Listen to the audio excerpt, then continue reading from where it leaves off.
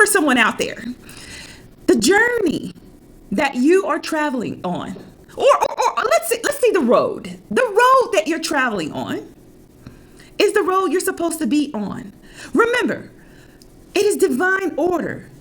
Walk in faith, not by sight, because where you'll end up is right where you're supposed to be. Kamisha Monica, everybody, and this message is for someone out there. Welcome to the Las Vegas Tribune News, local news and online music and entertainment. Everybody, how y'all doing out there? First and foremost, how y'all doing out there? See, I think oftentimes we take for granted the life we live here in America, right? We're getting up, moving, going forward, doing what we're doing. We're seeing the crime, we're seeing the racism, we're seeing the parties, we're seeing the live streams.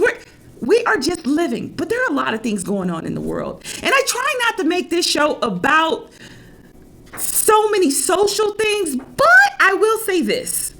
I can't act like I'm not aware. So today I got one thing I want to talk about, and then I'm going to give you 3 things you can do in Vegas when you get here that you might not have thought about. Now, we got to ask ourselves, 1, what is going on here? 2, is the actions justified? And 3, is this even real? Now, a man from North Las Vegas moved to Arkansas, but however, the Las Vegas Metro Police Department and the counterterrorism unit has put this man in jail because he is accused of hate crimes, right? So he pulls up to a fitness center and then he pulls out an AR-15 and threatens to shoot the black people at the fitness center. He has a long history of like troubled crime in relation to Black America.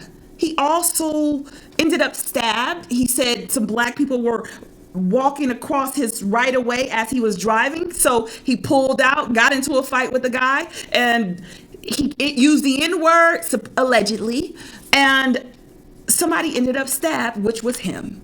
And he admitted to certain things that he did within this situation and this conversation. But I say to you, America and the rest of the world, what are we doing?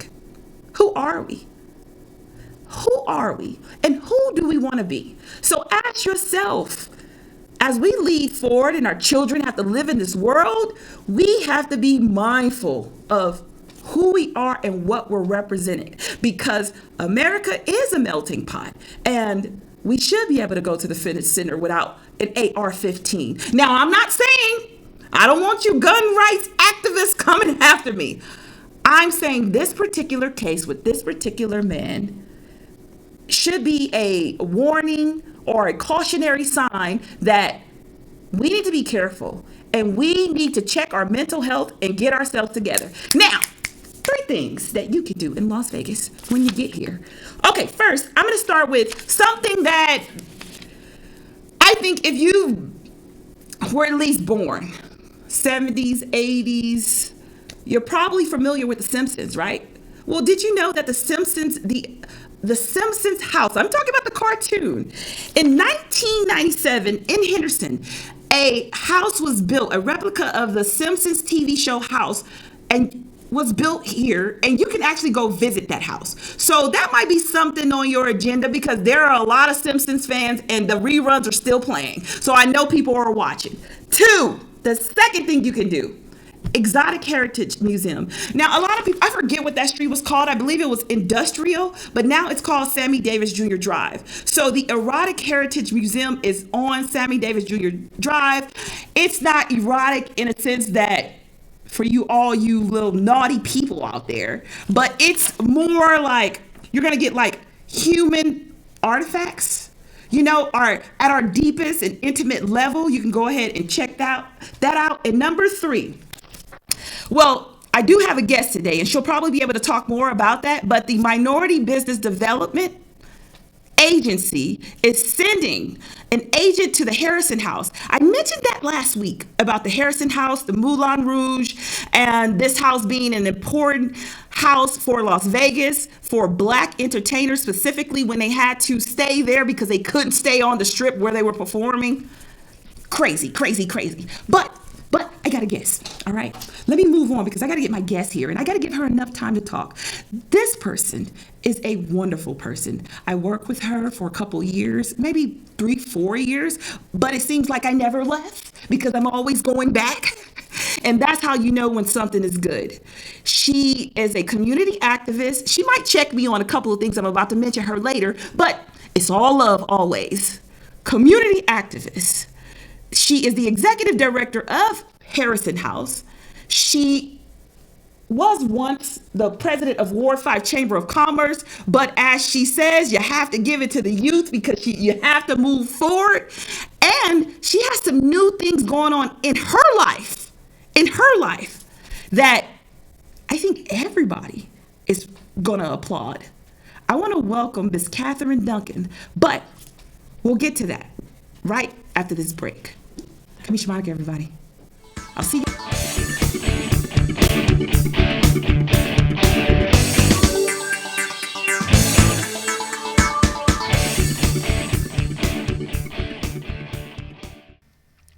Hello folks, this is Mac Jackson Jr. from Vanderson Cyber Group. The problem with businesses today is that they are affected by cyber attacks from around the world, but companies are not sure of what to do. Normally, they are reactive instead of proactive. But folks, cyber attacks can affect your bottom line, and it will affect you financially, legally, and your business reputation. Here at Vanderson Cyber Group, we can help you develop a policy by training your employees on what to do if they are involved in a cyber attack and how to mitigate it and fight against it. Folks, we call it here #StayCyberWoke. And that's Vanderson Cyber Group here in Las Vegas and around the world. You can reach me, folks, at VandersonCyberGroup.com or my website, MacJacksonJr.com as well. Here locally, 702-868-0808. Give us a call today, folks. We must fight back.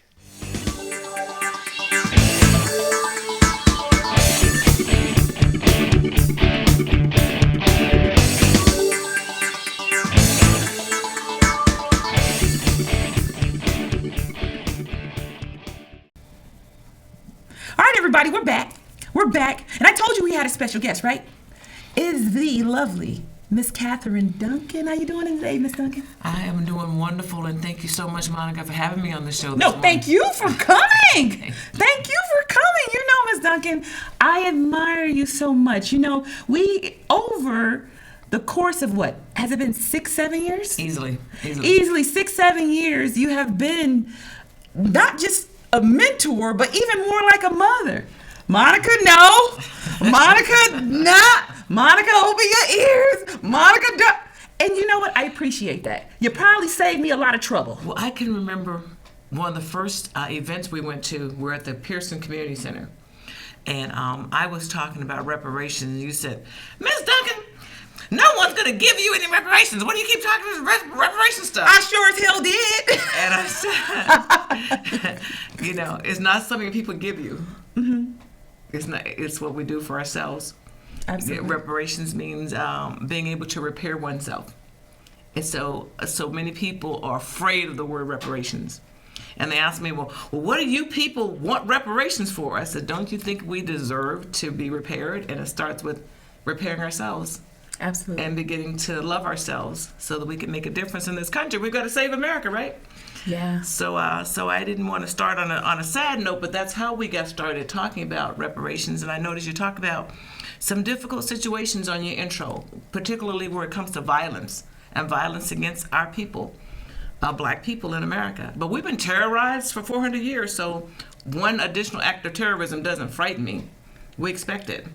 But we have to learn to bring about an end to terrorism, and it starts with us.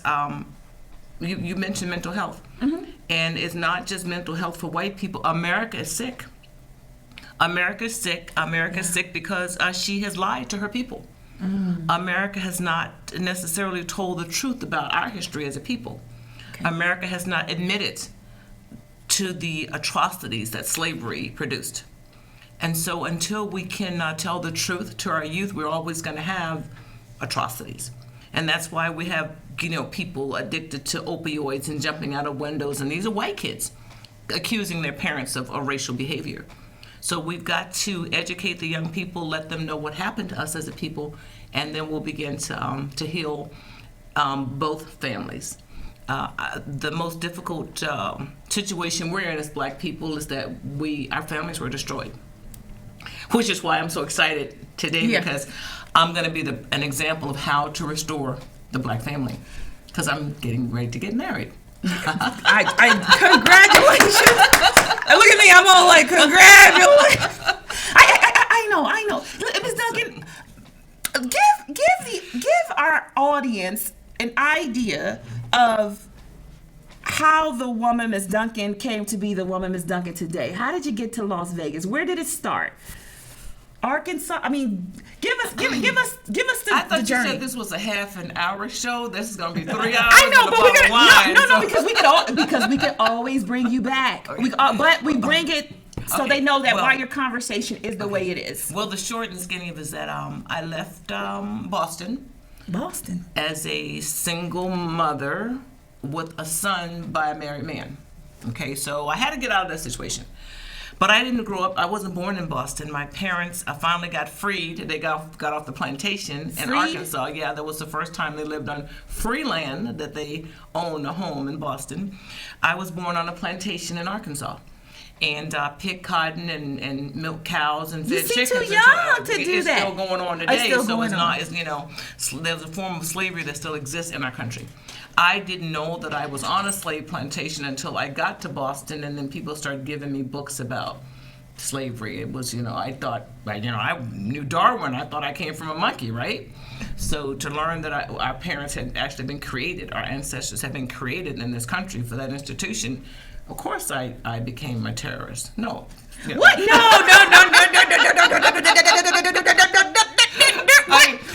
I did not use the Molotov cocktails that I learned how to make. I did not use any of this stuff.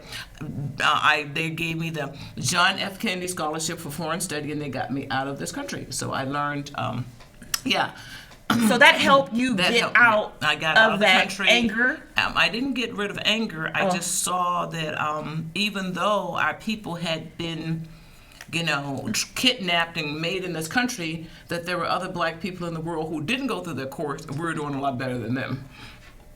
That part. Okay, I understand that. I understand the sentiments. I understand it. Okay. That part. Like when you make the comparisons, total apples and oranges. Got it. Yeah, so it still didn't get rid of the resentment, because I still realized that even though the Blacks in other countries were not doing as well economically, they seemed to have a purpose in life.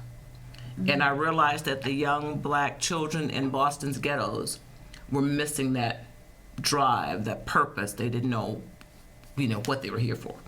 And so I found a lot of unrest in the inner city. But anyway, getting to Las Vegas, I came here. I didn't know anything about Las Vegas or about gambling, any of that. And I looked back and I saw that I had arrived on 7/7/77.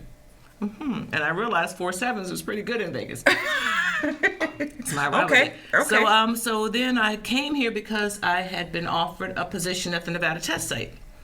And they were looking to fulfill their minority requirements at the test site. So I was supposed to go there. But I got here, and my God, all the bright lights and all it took me 5 years before I went to my position at the test site. What? So you didn't get to work. You got distracted. I got distracted. Ooh, that's Las Vegas. I love this place. Okay. I really got distracted.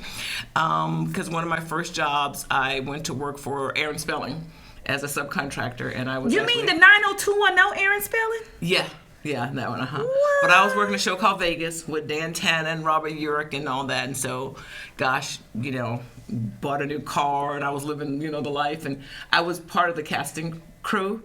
And one of my proudest moments, I had Aaron Spelling was very strict about diversity. He had to have 8% Black on the set, or we couldn't shoot that day. So there came a time when they were going to bury this guy named Shorty, and they had to have 6 pallbearers, so I had to find a Black midget for him before they could shoot the show. So I'm all over Vegas trying to find a Black midget. So that's how a lot of people know me, the woman who was in search of the Black midget. Back in 77. That was back in 77, 78.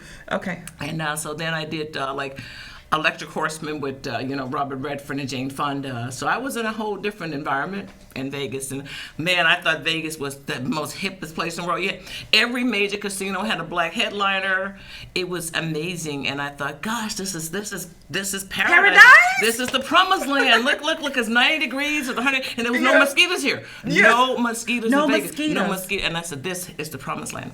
So that's how I was introduced to Vegas. That was Now, was yeah. there a turning point where the bright lights dimmed? And what made you start the organizations you start? Is that what channeled it, or where did that pivotal moment come where you said, oh, it's not so bright anymore?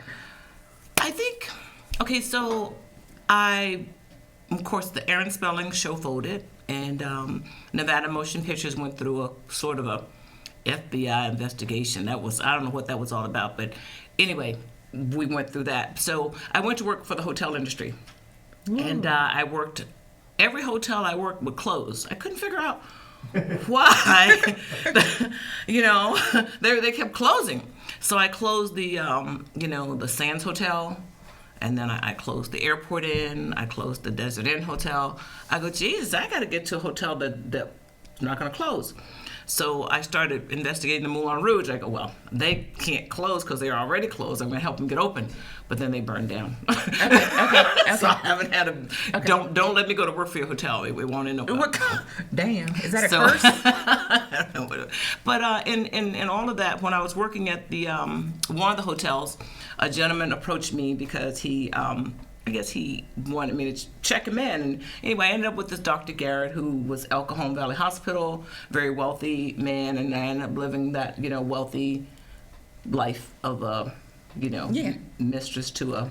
Oh, hell. Damn, you was really inside the Vegas I'm life. telling you, so You used the M word. Look, I flew the Concorde. I mean, I took the Concorde to London. I went on cruise ships. I was, the arm candy for wealthy doctor. So I lived that life for a while. But even though I had all the luxury and all of the material things, I felt this misery of not being fulfilled. I wasn't fulfilled. By then, my son was 10 years old. And I couldn't leave him alone, so I took my girlfriend's son from her pretty much, so my son would have a child to travel with. So I had these two little black kids all over the country. Wow. And they learned a lot together. But so eventually, like I said, it was, even though I was quote unquote wealthy, I wasn't fulfilled. I found a sense of yearning for my people, for the community. I mean, how could I live such a life when everyone else was, in such dire straits? Wow. So I came back to try to do something about it. So by then I owned a travel agency because I was traveling so much. I had to buy the agency just to make it make sense tax-wise. And then, we used to have people stand in line and buy airline tickets. You probably don't remember that because now everybody got a computer. Yeah, it's just quick. I can get my ticket in 5 minutes. So no one needed a travel agent anymore. So I went into the group tour business. And I thought, you know what? We have a little black history right here in Las Vegas. Why don't I show that to people? Show them what Africa. Oh, wow, that's beautiful. I started this Black History Tour of Las Vegas, and that's had a what led me soundtrack to just the, now, to y'all. the Moulin Rouge. What happened? That was a little soundtrack. Okay, go ahead. Tell us about this is a music entertainment show, so go ahead, Ms. Duncan. So during my Black History Tour research, of course, I didn't know much about the Moulin Rouge, but I thought people should see this West Side. It was an interesting spot. The West Side had clubs, and I knew about segregation. And I thought if I could get the tourists to come over and see the little, segregated community, they would really appreciate it the way I did. But there were so many people who just didn't want it to exist. All the clubs I used to take people to are now closed. So at one time there was no active gaming license on the West Side at all. Had all been wiped out.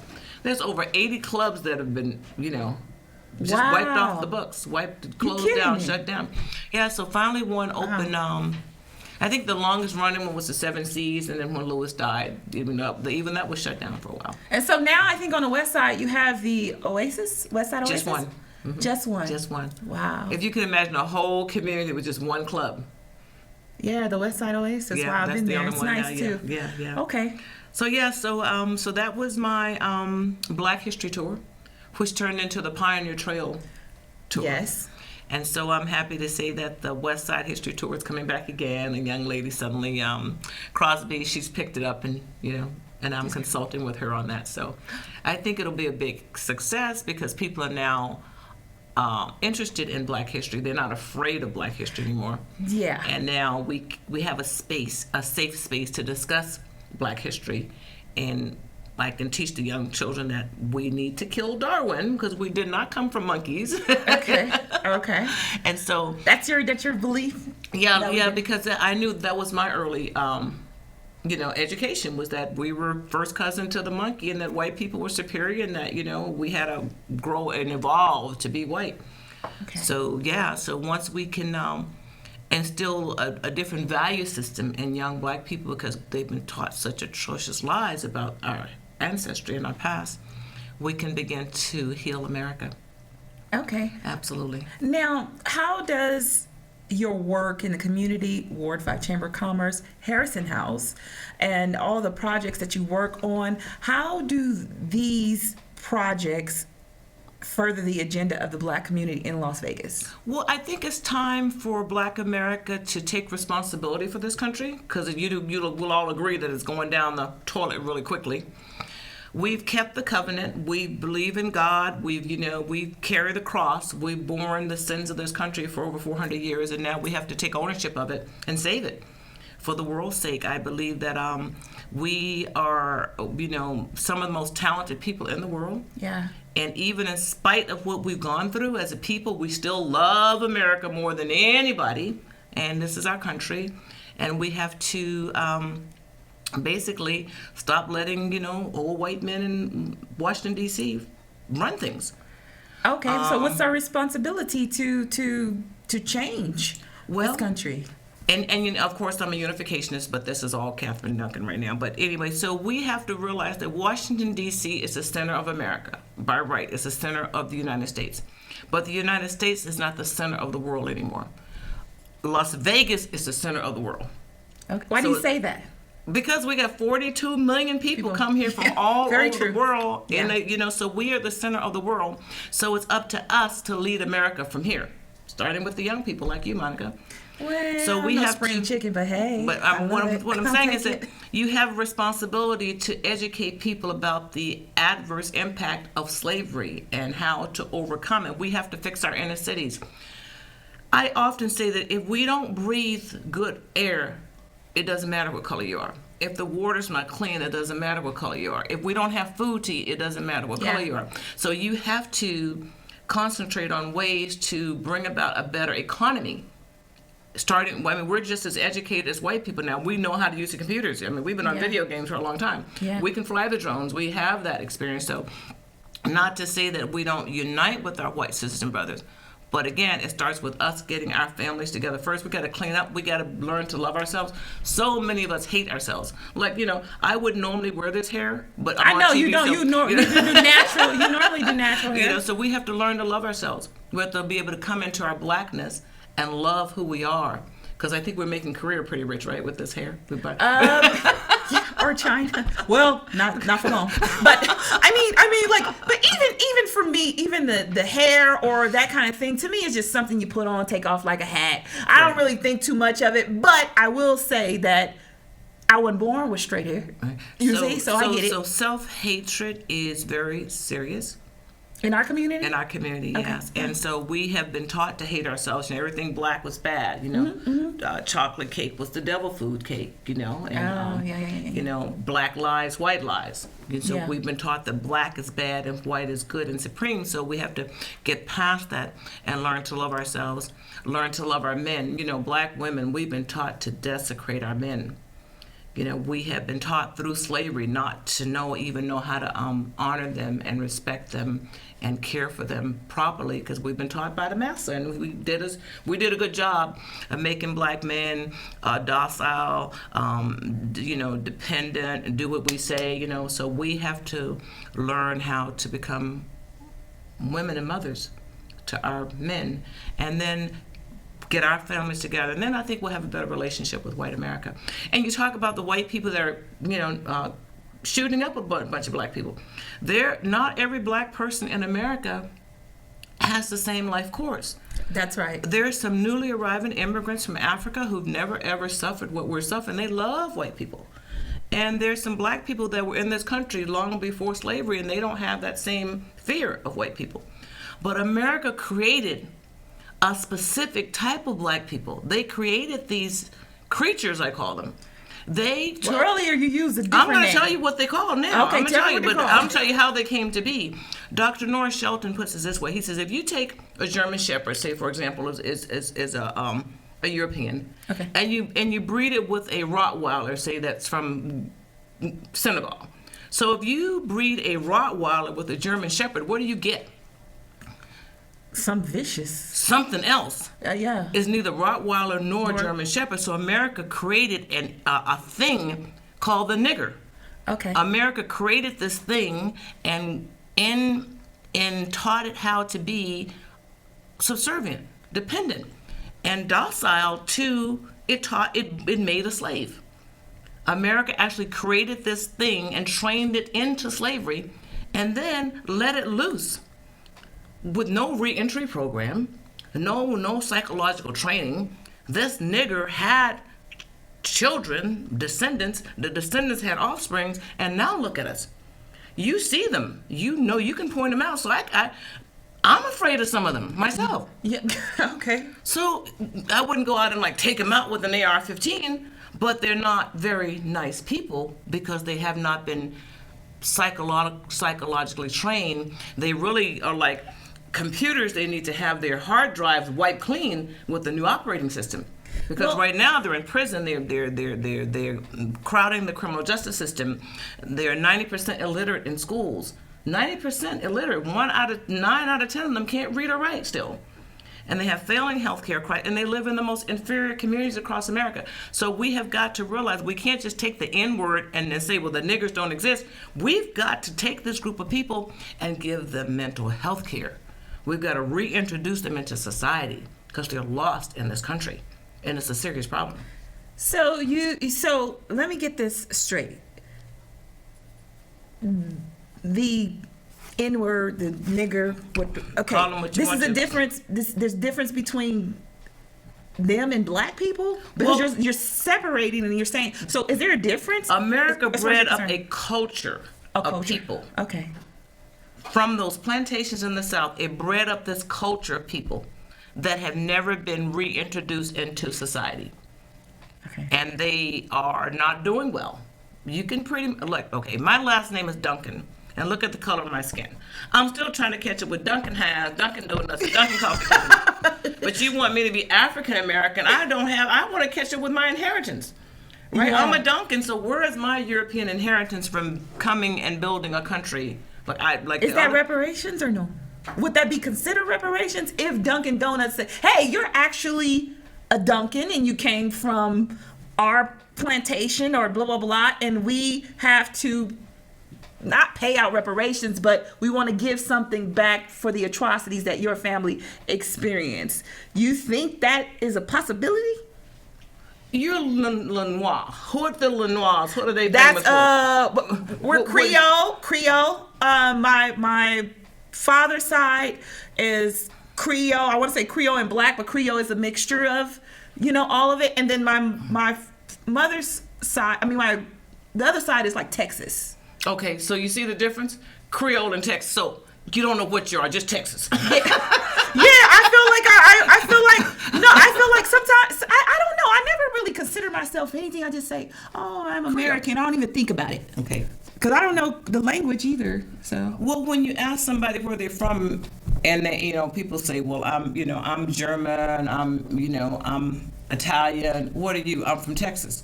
You see the difference? No, I say I'm American. I say I'm American. So we know our nationality, but we don't know our heritage.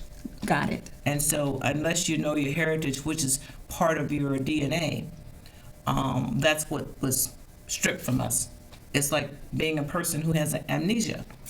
Mm-hmm. You don't know who you are. You don't know where you came from. And so your ancestry is lost. We can trace our ancestry back to 1863. When my mother's grandmother was 12 years old when slavery ended.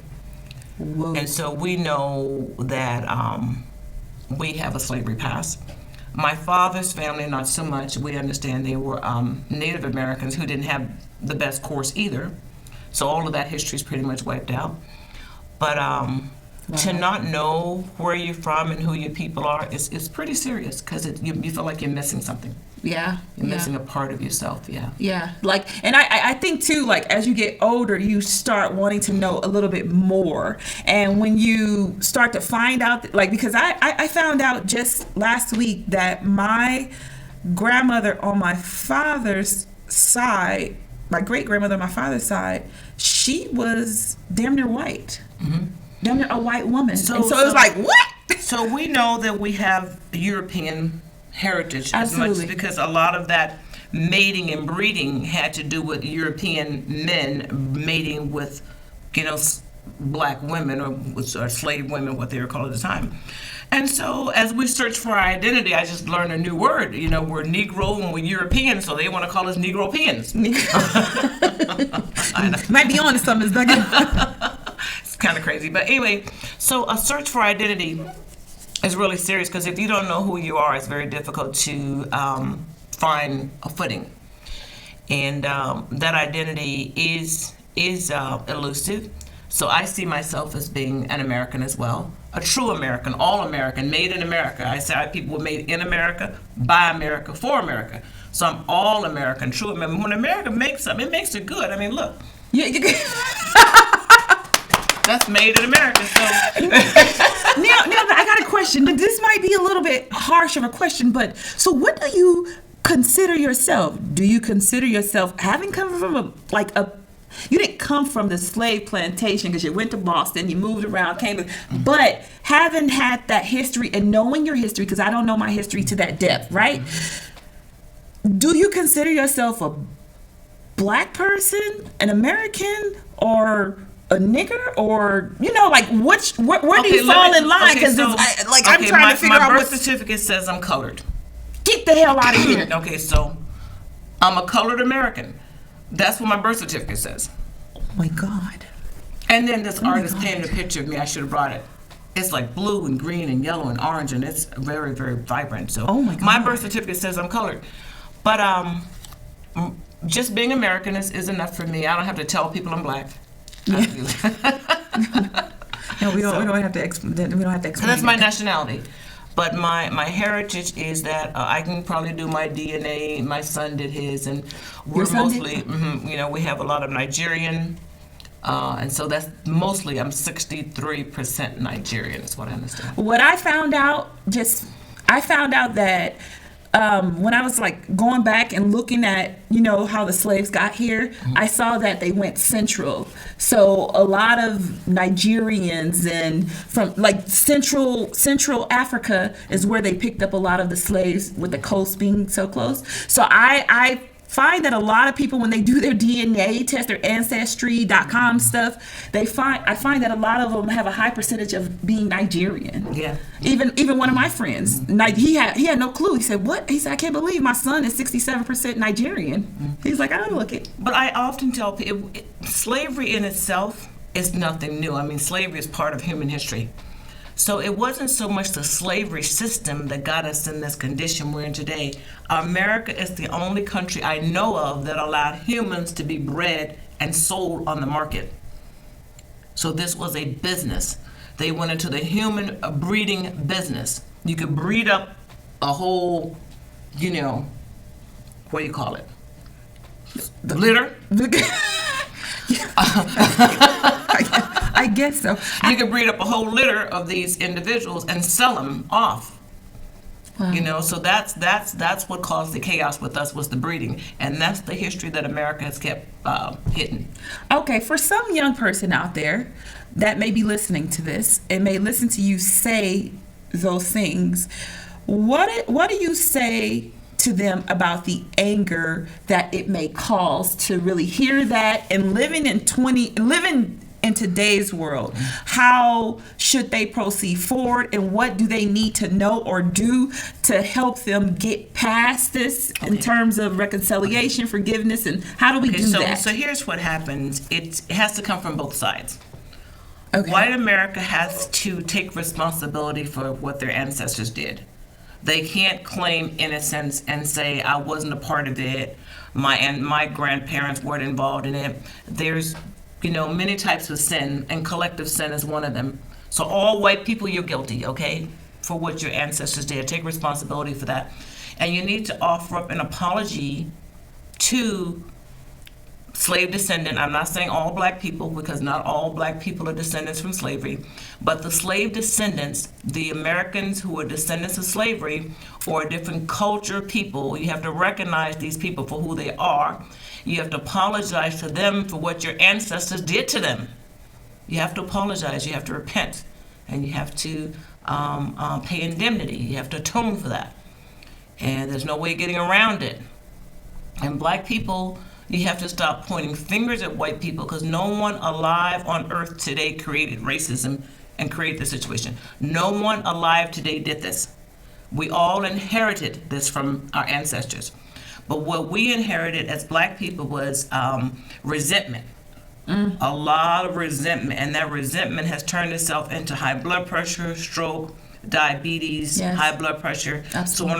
So in order to get rid of this health crisis, we have to learn to forgive, not for the sake of people who we believe did this to us, but for our own sake, for our own health. So forgiveness, repentance, atonement, those are the words we need to learn. And so for white people, please, that have such good hearts, you had little black friends growing up, and you're colorblind, take off your blindfolds. Having a black friend doesn't mean you're not a racist. If you live in America, America is a racist country. America was built on racism. Don't be afraid of being called a racist. Embrace it. We're all racist. America, a racist country. We're all racist. We're all racist. We're all racist. We all suffer from racism. So let's understand that we know our ancestors created the situation. We all inherited it, and we all have our individual responsibility for accepting it and getting the proper mental health that we need and counseling to get through it, so we don't pass it to the next generation. I know, because I'm a little sick of this. And here's what I want to ask you. Now, with Harrison House, how do you connect Harrison House to racism? For the people who don't know. So, have you heard of the Green Book? No. The Green Book is the Negro Motorist Traveler's Guide. Okay. So, during the segregationist era, which I call the segregationist era, when blacks were barred or denied accommodations, Mr. Green, i.e. the Green Book, published a book. Okay. So that black motorists coming across the country would know where the safe places were. Whoa, that's scary. Especially in these sundown towns. You That's couldn't scary. get caught black in certain towns during certain era. They had signs on the road. You have to be out of this town before sundown. That's scary. So the Negro Motorist Traveler's Guide was a Bible to teach, show you how to travel safely across America. And so the Harrison House was listed in the Negro Motorist Traveler's Guide in 1949. Oh my God. On page 55. And Miss Genevieve Harrison was the owner of the house, and she advertised it as Harrison's Guest House in the book. And so when I acquired the home, we kept the name. And when we had it listed on the city, state, and federal registers of historic places, we listed as Harrison's Guest House, so we could have a place to talk about segregation, and it's become a place where we can talk about it safely, and not without anger, not with anger, not with resentment, not with blaming. People don't feel guilty, but you're going to come in and experience some discomfort. This is not made to make anybody feel good. It's so people can learn the truth. And one of the most challenging situations is when you ask people, where do black people come from? The first thing they'll say is they came from African slave ships. And but there was a long history of blacks on earth before America was even, created. So we have to teach them history. The true history of black people. Of human history. Okay. Yeah. Human history. I like that. I like that, but teach the truth. Teach the truth. Teach the truth. Now, how does Harrison House play into music entertainment? Oh my God, because Harrison House is one of those upscale homes. Okay. And so the people who stayed there were the likes of Sammy Davis Jr. and Nat King Cole, Pearl Bailey. These were famous entertainers who were well known and well loved in Las Vegas on the stage. But when the show was over, they had to go out the back door because Wow. they weren't welcome to sleep in the hotels where they were performing or Friday nights with the guests, and they had to have a place to live. It was segregated by law. You couldn't sleep in. So they came to Harrison's guest house, and that's where they stayed. And so people like Frank Sinatra and Joey Lewis and Lucille Ball, they all came to Harrison House to be with the other entertainers. So Harrison House was known as a place for famous entertainers. Wow. During segregation. And yeah. today, Harrison House, It still serves as a guest house. Yes. We have guests there today. As a matter of fact, we are hosting the players from the A7FL Football League. Awesome. American 7 Football League. It's 7-on-7, no helmets, no pad, full contact. Boy, these guys are gladiators. Oh my But God. yeah, they're staying at the Harrison House now, so it's a lot of energy. A lot of energy going around? A lot of energy, yeah. And then we have another couple there who were in a car accident, and their ID was in the tow yard, so they couldn't get a hotel room anywhere else in course Vegas. not. And the taxi driver happened to know me. No. Oh, yeah. Wow. You even know the taxi drivers? Oh, yeah, taxi drivers. So he brought him to Harrison. I says, Miss Duncan, they don't have ID. I says, tell me I'm not harboring any felons because It's going down in the middle of the night. You wake up like, who are you? So yeah, so we have that couple staying with us. Yeah, so it's a exciting place. Harrison House is exciting. I live there now. It's my home. Okay. And I'm the caretaker, so I spend a lot of times, scrubbing, Yeah, I know. I've toilets seen and, it. Everything. So but it's fun to be in business for self. It's always, good. Now, how do you connect the Ward 5 Chamber of Commerce there? Well, I started the Ward 5 Chamber of Commerce as a result of losing a political race because I ran for Ward 5 City Council. That's right. I had never been to City Hall. You ran for mayor, right? I ran for everything. Oh, okay. I ran, and I ran for City Council, I ran for mayor, I ran for State Senate. And because I wanted to change things, and I realized that change doesn't necessarily come from politics, which is what got me over into the spiritual realm, because I realized change had to start with me. So I had to stop hating, I had to stop blaming, I had to stop accusing, I had to become a whole person, someone that someone want to spend the rest of their life with. Absolutely. And now you're getting married. Yes. Oh my gosh.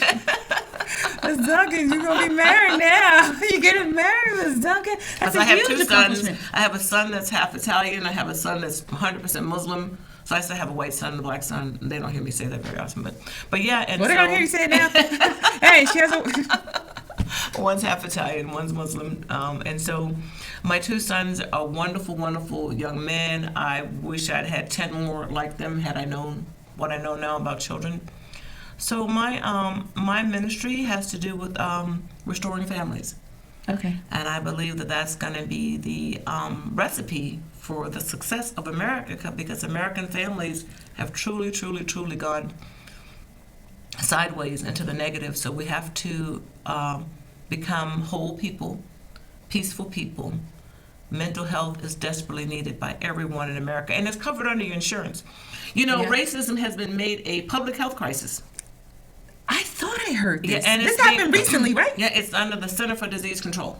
Whoa. Yeah, That and is so- huge. And so you can get mental health on your insurance now. So sign up, please. Sign up for mental Yeah. health. Tell people you're suffering from post-traumatic slavery syndrome, PTSD Post-traumatic slavery, it's a thing. syndrome. That's what I call it. Post-traumatic slavery syndrome. Oh, that's what you called it. Not yet a diagnosis. Just PTSD, and but yeah, with a little extra something on the top of it. Those are Okay, now Ms. Duncan, when people get here, where can they find you? What do they need to? Because a lot of people say, "Well, where the black people?" They always ask this question. I know they do. And I'm like, they're everywhere everybody else is Yeah. at this point in time. Right, What so- do black people do here? The same thing everybody else. Can you afford to do it? Then do it. Okay, So where does that come So from? Las Vegas is very diverse, and as you said, black people live all over the valley now, but we still have a spot in Las Vegas that's still predominantly black.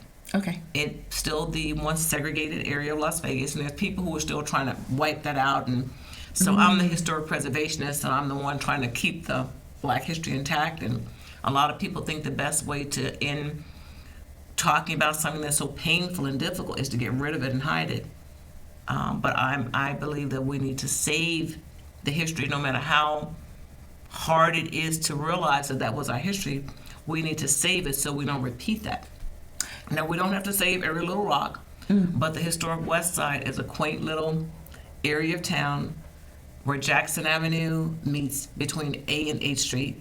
It's a quaint little town, and now there's an abundance of churches. I think we're probably eligible for the Guinness Book of World Records because of all the churches that Concentrated churches in one area? Oh, absolutely. So we have the largest concentration of Blacks in Las Vegas in the historic West Side. Okay. And so that it's it has a different rhythm. So Yeah. I believe people should come to the historic West Side and visit. And Harrison House is there. Jackson Avenue is going to come back.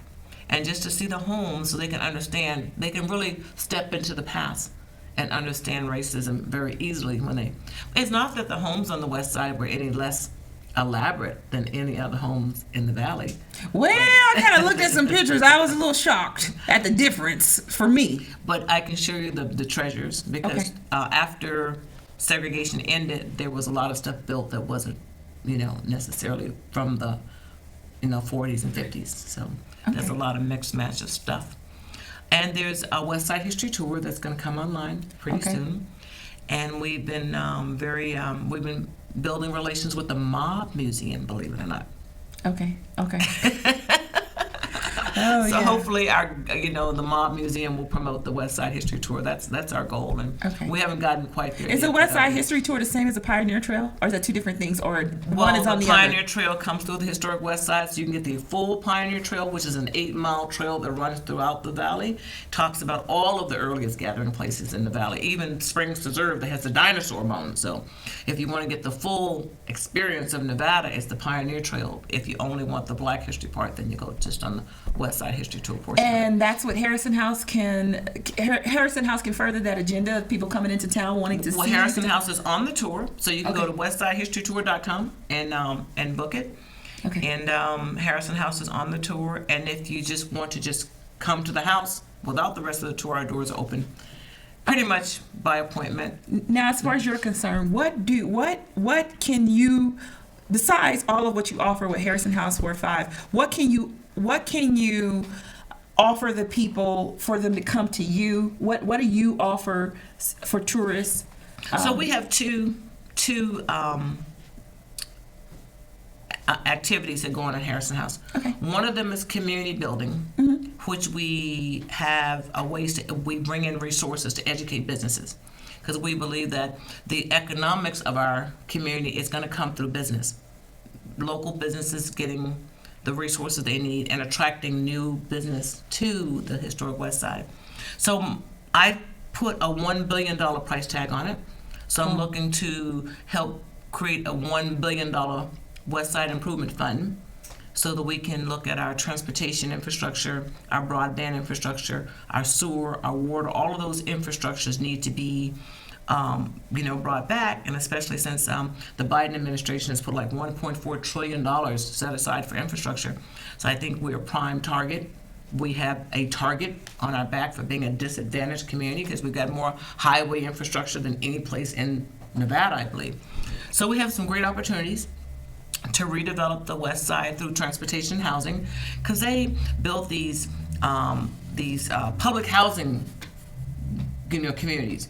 So you put all the poor people in this one section 8, I think, some section 42 of the Nevada Housing Code. So they put all the poor people in one spot and called it housing authority, whatever. So they have to eliminate these areas of concentrated poverty. Concentrated poverty, yeah. And we have generational poverty. So it's supposed to be transitional housing, but you got great grandmothers still passing these apartments down to the next generation.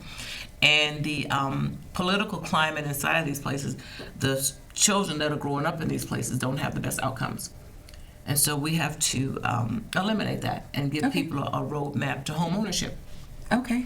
And so transportation, housing, the environment, all of those things have to come together So we want to digitize it all.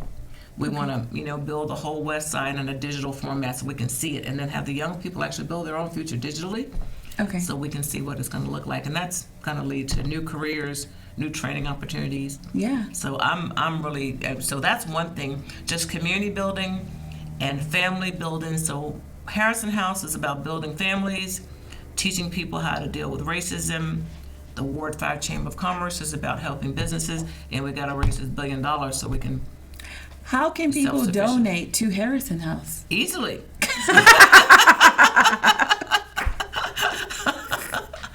Okay, well, tell us what's the easy part. Just go to our website and click the donate button. Your website. Tell them your website. HarrisonHouseLV.org. HarrisonHouseLV.org. And we really need volunteers. We're getting ready to do our garden, and we're calling it the Peace Garden. Mm-hmm. And central to the Peace Garden is when we're going to talk about the veterans of Harrison House. Can you believe that Sammy Davis Jr., Harry Belafonte, all these guys were U.S. military veterans? I didn't know that. And being segregated at the same time? That's so crazy. I mean, our history, American history is so crazy. And I love to hear, and I'm not saying all sides, because I think there's only one side, because it's all American history. So it's all of who we are. Yes. But I love that there's a place here locally that tourists or locals can go to and get a piece of the history. Yes. Our history. So also tell them, Ms. Duncan, you got the Minority Business Development Agency coming tomorrow? Yes, tomorrow night. We have a monthly business education network. And it's an intimate networking where we get our businesses together and they can business to business.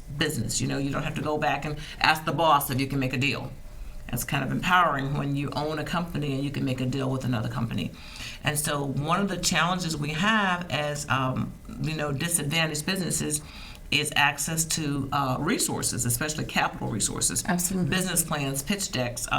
So we're setting up a business incubator. So we have the Minority Business Development Agency, which is an arm of the U.S. Department of Commerce. We'll be at Harrison House tomorrow night, March the 8th, from 5 to 7 to talk to us about, the future of resources that are available to disadvantaged, especially to have a special outreach to African American businesses. And I make the distinction, we're not necessarily looking for the guys that are just getting off the plane from Nigeria to give them the resources. We're looking for the slave descendant-owned businesses. Got it. That's our focus. And we're not going to discriminate against Africans. But I get it. We know us apart. We know the difference. Yeah, we know the difference. Okay, so Ms. Duncan, can you give them information on you, where they can find you? We're going to end the show, but Ms. Duncan always has things going on, so you can expect to see her back on the show again. Right, and there's anything you want to leave our audience with, and just let them know where to find you. Well, I would be remiss if I didn't thank the State of Nevada Commission for Cultural Centers and Historic Preservation for helping us to save the Harrison House, the City of Las Vegas for helping us to save the Harrison House, all of our wonderful volunteers and supporters. I mean, we've just been so fortunate that people have embraced, especially our government is embracing our history and helping us to protect it. And to reach me, Harrison House, I said there's 1,001 reasons to come to Harrison House. Mm-hmm. Our address is 1001 F Street, F like food. Yeah. F like food?